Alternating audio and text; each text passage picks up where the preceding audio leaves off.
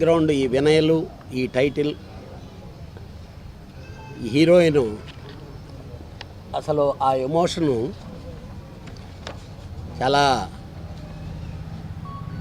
High ఎక్స్పెక్టేషన్లో ఉండే విధంగా రామ్ సత్యనారాయణ చేస్తున్నాడు ఈ సినిమాని. కాకపోతే రామ్ సత్యనారాయణ ఎప్పుడూ కాస్టింగ్ సైడ్ కానీ, టెక్నికల్ సైడ్ కానీ, ఖర్చు పెట్టే సైడ్ కానీ ఆలోచిస్తుంటాడు. కానీ ఈ సినిమాకి అలాంటి ఆలోచన లేకుండా పెద్ద కాస్టింగ్తో, మంచి మంచి టెక్నీషియన్లతో, ఎక్కువ గ్రాఫిక్స్తో కూడినటువంటి సినిమా తీయటం మా అందరికీ ఆనందంగా ఉంది. ఈ cinema logo is very good, very emotional. డెఫినెట్గా ఈ సినిమా రామ సత్యనారాయణ 100వ సినిమాకి దగ్గరలో ఉన్నాడు కాబట్టి 90వ సినిమా ఒక మంచి మైల్ స్టోన్ అవ్వాలని చెప్పి మనస్ఫూర్తిగా కోరుకుంటూ, అలాగే పూర్ణాకి ఒక అరుంధతిలో అనుష్కలాగా ఈ సినిమాలో అలాంటి మంచి పేరు రావాలని, అలాగే సినిమా సూపర్ హిట్ అవ్వాలని, ఇక డైరెక్టరు శ్రీరాజ్ కష్టపడే మనస్తత్వం, అన్ని లొసుగులు, అన్నీ ఇవి బాగా తెలుసు ఒక మేకింగ్ చేయటంలో. డెఫినెట్గా ఈ సినిమా మంచి పేరు అతను తీసుకురావాలి. ఇక ఈ సినిమాలో శ్రీరాజ్, ధనరాజ్, శకలక శంకర్, యాక్చువల్గా శకలక శంకర్కి చాలా మంచి క్యారెక్టర్ అని చెప్పాడు రామ్ సత్యనారాయణ. మనోడు ఇంకా మన అందరినీ శకలక చేయాలని చెప్పి మనస్ఫూర్తిగా కోరుకుంటూ ఈ ఎంటైర్ టీంకి ఆల్ ది బెస్ట్ చెప్తాను. Thank you. ఇది మా భీమవరం టాకీస్లో 90వ సినిమా. ఈ సినిమాని శ్రీరాజ్ బళ్ళ మీద ఉన్న నమ్మకంతో, ధైర్యంతో అతనికి ఈ సినిమా ఇవ్వడం జరిగింది. ఈవేళ చిన్న సినిమాలు ఎక్కడ కూడా ఆడట్లేదు.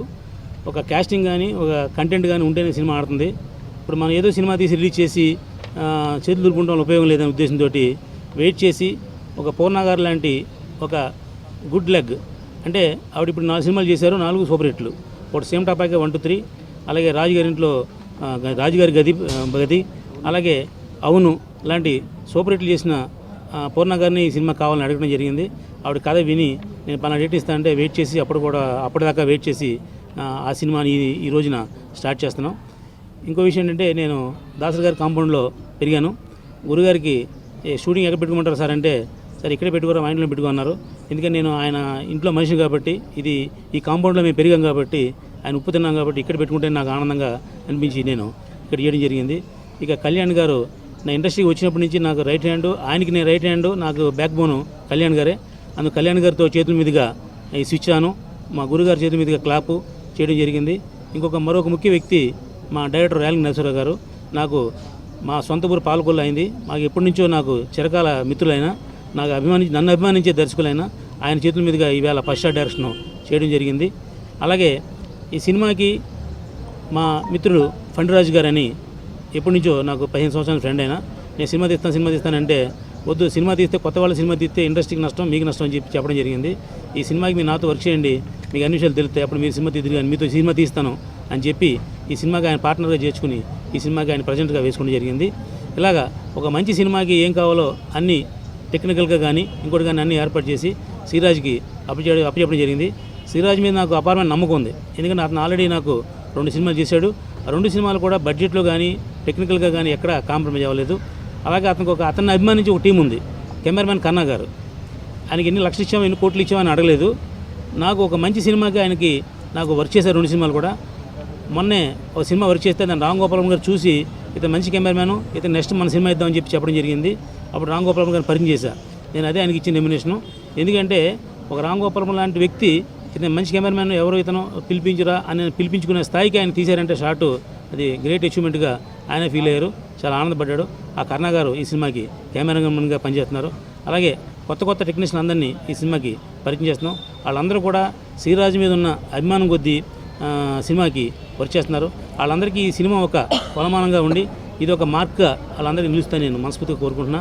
ఇలాగ నాకు సహకరించిన మిత్రులందరికీ మరొకసారి ధన్యవాదాలు తెలియజేస్తూ, పూర్ణ గారు ఈ సినిమాతో ఇందాక మా కళ్యాణ్ గారు చెప్పినట్టు ఒక మరో అరుంధతి లాంటి క్యారెక్టర్ చేసి ఆవిడకి, నాకు, నా బ్యానర్కి వాల్యూ వచ్చేలాగా, ఆవిడకి ఎలాగ ఆల్రెడీ ఆర్టిస్ట్, గొప్ప ఆర్టిస్టు, ఆవిడ గుడ్ లెగ్ అని చెప్పాను.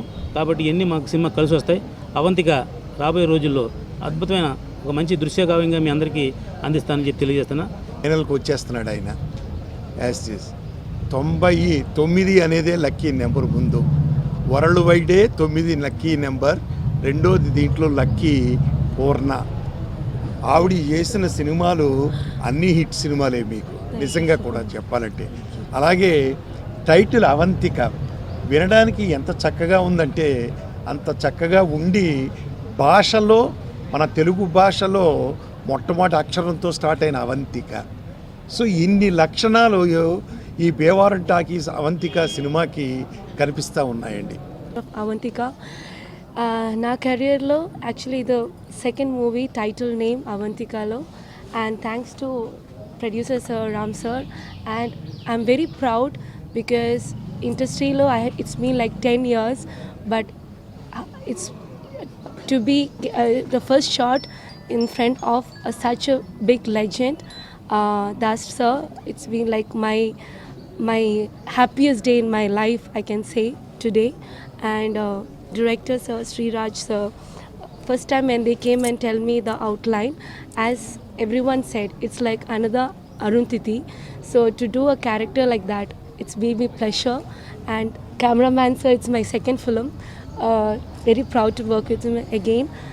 All the legends, Funny sir, the associate producer. And once again, thank you so much. And everyone was telling that lucky heroine. But this is credits goes to the director and the script and the producer. That is why the movie is becoming a hit. If the script is good, the direction, the whole technicians comes good, the movie is hit.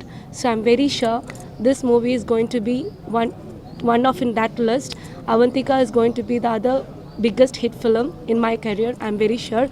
And once again, thank you so much. And everyone, all the media's press, thank you so much for supporting me. Thank you. Avantika లాంటి ఒక పెద్ద ప్రాజెక్ట్ని నమ్మి నాకు అప్పచెప్పినందుకు, direct చేయమని అప్పచెప్పినందుకు ముందుగా రామ్ సత్యనారాయణ గారికి మనస్ఫూర్తిగా నాకు థ్యాంక్స్ చెప్తున్నాను. అలాగే ఫణిరాజ్ గారికి కూడా. ఇలాంటి ఒక ప్రాజెక్ట్ని నా కెరీర్లో ప్రెస్టీజియస్గా చేస్తున్నాను.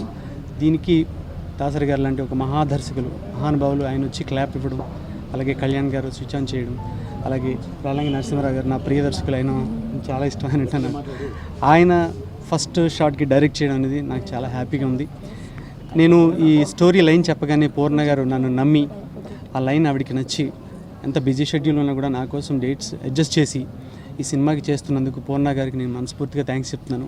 అలాగే కర్ణ గారికి, కెమెరామెన్ కర్ణ గారికి, ఇంకా ఇందులో ఉన్న మెయిన్ టెక్నీషియన్స్ అందరికీ, తర్వాత గీతాంజలికి, మిగిలిన టెక్నీషియన్స్కి, ఎడిటర్ సోమేష్ కానీ, మిగిలిన మన రైటర్ క్రాంతి సేనా గారికి కానీ అందరికీ థ్యాంక్స్ చెప్తున్నాను, మనస్ఫూర్తిగా థ్యాంక్స్ చెప్తున్నాను. డెఫినెట్గా ఈ సినిమాని నా శాయశక్తిలా కష్టపడి విజయవంతం చేయడానికి, మంచిగా చిత్రీకరణ చేయడానికి నేను శాయశక్తిలా కష్టపడతాను.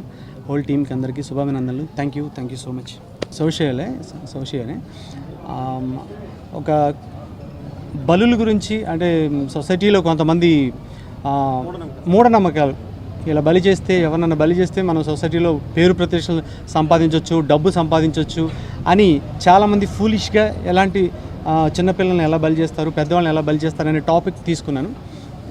అది మూల కథ, అది దాని ద్వారా వెళ్తుంది. It's not a fantasy film and epic film, this is social.